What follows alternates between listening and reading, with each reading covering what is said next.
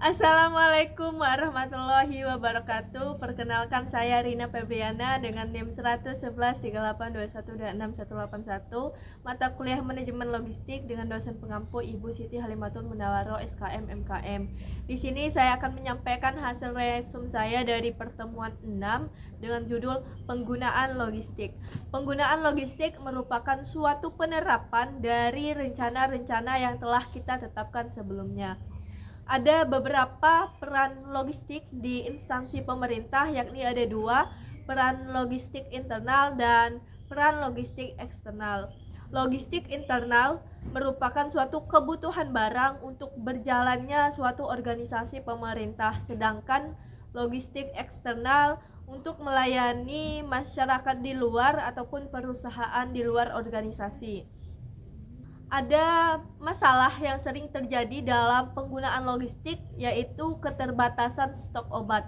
Keterbatasan stok obat ini terjadi ketika pemanfaatan layanan yang tinggi dalam suatu instansi pemerintah. Jadi, apabila terjadinya pemanfaatan layanan yang tinggi, maka akan terjadi utilisasi yang tinggi. Nah, hal ini dapat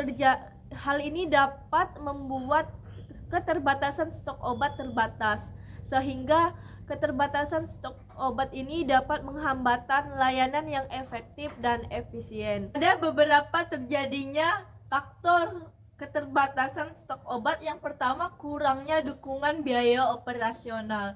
Di beberapa instansi pemerintah, biaya operasional untuk penggunaan logistik ini belum ada perencanaan yang matang, sehingga terjadinya kekurangan dalam pemasukan logistik.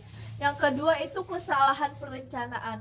Kesalahan perencanaan dalam pengadaan logistik ini juga dapat menjadi faktor mengapa terjadinya keterbatasan stok obat. Kesalahan perencanaan ini dapat terjadi ketika seseorang perencana itu salah merencanakan stok obat dan salah dalam merencanakan stok obat. Kemudian yang ketiga, kendala logistik. Kendala logistik ini berhubungan dengan pengiriman logistik ataupun pengadaan logistik dari perusahaan ataupun produksi ke instansi kita. Ada beberapa solusi untuk mengatasi keterbatasan stok obat. Yang pertama itu perencanaan persediaan yang lebih baik. Jadi perencanaan persediaan ini harus kita perbaiki dengan cara memprediksi permintaan stok obat yang biasanya. Memprediksi permintaan ini dapat kita lihat dari pola konsumsi pasien, dari trennya penyakit yang banyak terjadi di instansi tersebut. Kemudian yang kedua, optimasi rantai pasokan. Jadi optimasi ini berhubungan dengan memperbaiki proses logistik, mulai dari pengiriman logistik, jangan sampai terjadinya keterlambatan. Yang ketiga itu peningkatan dukungan biaya operasional.